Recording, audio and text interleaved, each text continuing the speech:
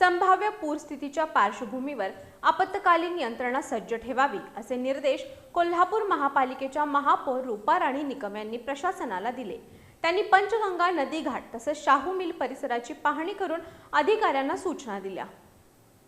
कोल्हापूर शहर तसेच जिल्ह्यात सुरू असलेल्या मुसळधार पावसामुळे पंचगंगा नदीची पाणी पातळी झपाट्याने वाढू लागली। या पार्श्वभूमीवर महापौर रूपा राणी निकम यांनी पंचगंगा नदी घाट परिसराला भेट देऊन पूर स्थितीची पाहणी केली। संभाव्य आपत्तीचा धोका लक्षात घेऊन सर्व यंत्रणा सज्ज ठेवण्याच्या सूचना त्यांनी संबंधित अधिकाऱ्यांना दिल्या। पूर बाधित क्षेत्रातील नागरिकांसाठी निवारा केंद्र सज्ज ठेवण्याबरोबरच पाणी शिरण्याची शक्यता असलेल्या भागातील नागरिकांना वेळेत स्थलांतरित करण्याबाबत जनजागृती करण्याचे निर्देशही त्यांनी आपत्ती व्यवस्थापन विभागाला दिले।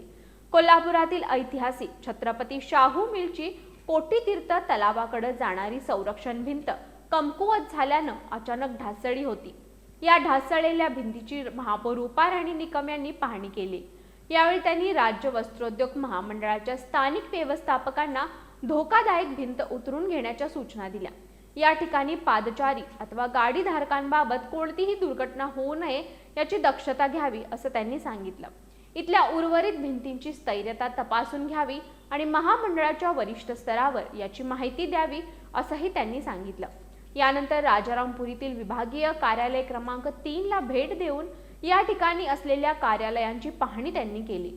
यावेळी स्थायी समिती सभापती विशाल शिराळे, अतिरिक्त आयुक्त रविकांत अडसूळ, सहाय्यक आयुक्त डॉक्टर विजय पाटील, नगर रचना विभागाचे सहाय्यक संचालक प्रशांत भोसले, शहर अभियंता रमेश मस्कर, नगरसेविका माधुरी भटकर, रेखा उगवे, उपशहर अभियंता सुरेश पाटील, अरुण कुमार गवळी, उपशहर रचनाकार NS पाटील, मुख्य अग्निशमन अधिकारी मनीष रणविशे, कनिष्ठ अभियंता सुरेश पाटील, पद्मल पाटील, मीरा नगीमे यांच्यासह अधिकारी आणि कर्मचारी उपस्थित होते।